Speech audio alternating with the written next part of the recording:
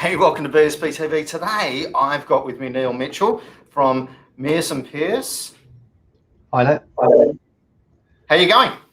Yes, good, thank you, mate. How are you?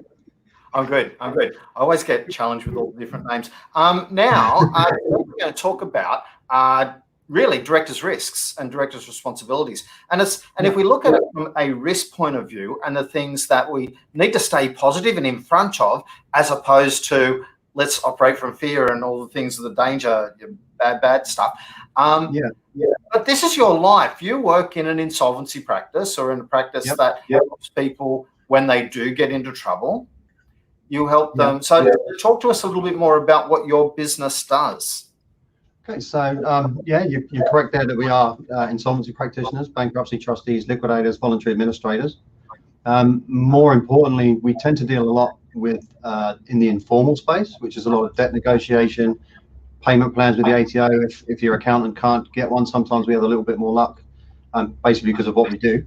Shortfall settlements on people, especially up and sort of around the mining towns that bought a property 5 years ago, and it's now worth about a quarter of what it was then, and settling those shortfalls with the banks and the mortgage insurers. So yeah, that's what we do. That's sort of a brief rundown of what we do, I guess. Yeah. Which is great. Well, it's a great rundown. It must be a very stressful job what you do, because you'd be dealing with people who are anxious and nervous and also angry about the situation on a very regular basis. But you can help them stop being that.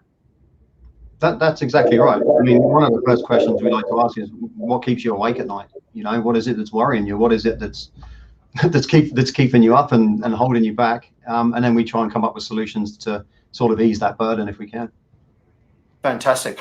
Now, there's been some changes to the whole Insolvency Act and all that sort of stuff recently, and we didn't even prepare for this. But it meant that once upon a time, if you put up your hand and said, "Hey, I might be insolvent," you basically handed your company over to people like yourself.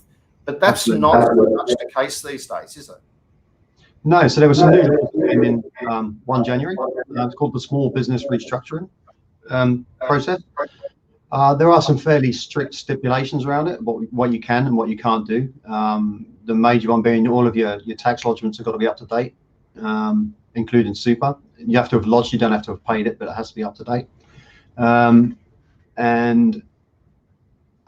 just $1 million worth of debts or less are the two major ones. So what you're saying is, when you're saying it has to be up to date, it has to be reported properly. That's correct. You have to report up on all the reporting. So sorry, just to clarify that, sorry. So your lodgements for your tax, your ATO, BASS need to be up to date. Your super needs to be paid up to date. Fantastic. So, and this is really important stuff. So what you guys do is you help people reduce their stress levels by helping them out of these situations. But before we get to that, it's really important. You're on top of a couple of early warning signs that people are going to have. Yeah, absolutely. I mean, the things we regularly see are, so again, a lot of it comes back to the ATO, as it does. You got your ATO debt starts to creep up, and sometimes you don't really notice it, but before you know it, you've got this big debt outstanding to the tax office, which obviously they don't always look too kindly on. Your debtors, if you start to struggle to collect your debtors in, if you've got people that are sort of stringing you out to 60, 90, 120 days. Equally on the other side of that, if your creditors, the people you owe money to, if you're stringing them out for that sort of time and that starts to build up, then that's obviously a sign. And probably the one that most people are aware of is when you have to start tipping your own money in to keep the company afloat, just to get those debts paid, or for cash flow purposes, or just to get some capital in.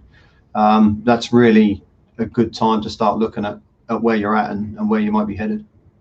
Absolutely. So look, the really important thing is there is help out there. Yeah. So you guys aren't naturally the first port of call, but there's other support mechanisms as well. There are. So first of all, speak to your accountant, your regular accountant, your day-to-day accountant, or even your bookkeeper, if you've got a bookkeeper, because they tend to have a handle on sort of the numbers already, and they'll have access usually to the tax office portal to have a look there. There's the tax office themselves. If you don't want to go through a bookkeeper or your accountant, you can reach out to the tax office. they're usually happy to accept payment plans, or and just really just reach out early, I guess, is the message. Don't wait too long.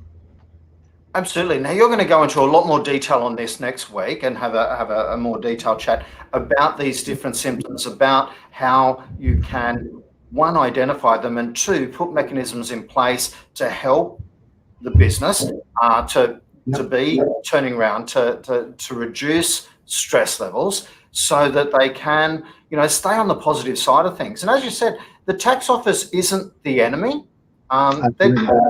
It's just a group of people doing their jobs, At the end of the day, they want to help people. The Australian government have no desire to be shutting business down right now. They're trying to create greater employment. And the last thing they want to do is shut down the small business economy, because there's 45% of the workforce. Yep. So with all of those positive things in place, it's a really good time to have a look at what you're going to be helping people with next week. So what are people going to leave with? Well, hopefully an idea, like you said, that they're not the enemy, and that insolvency doesn't have to be sort of the traumatic experience that a lot of people think it's going to be, and hopefully enough knowledge to be looking at their financials and look at the numbers and spotting problems before they're real problems, so they can get in early, fix them, or at least mitigate them as much as they can, without the need for a liquidation or a bankruptcy or whatever. Yeah.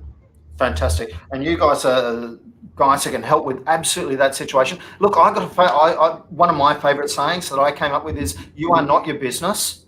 And it's a fact that was established back in the Privy Court with the whole Solomon versus Solomon and Co. back in 1896, the Great Depression that they had then. So there's my 2 cents of accounting that I still remember. So I want to thank you very much for your time today, and I'm really looking forward to helping members out there and helping you with helping with this presentation, so that we can get a message across there that, hey, there is always support out there. So thanks very much for being part of that. No problem. Thanks for having me. If ever I could find this end button, bye now. Thanks, guys.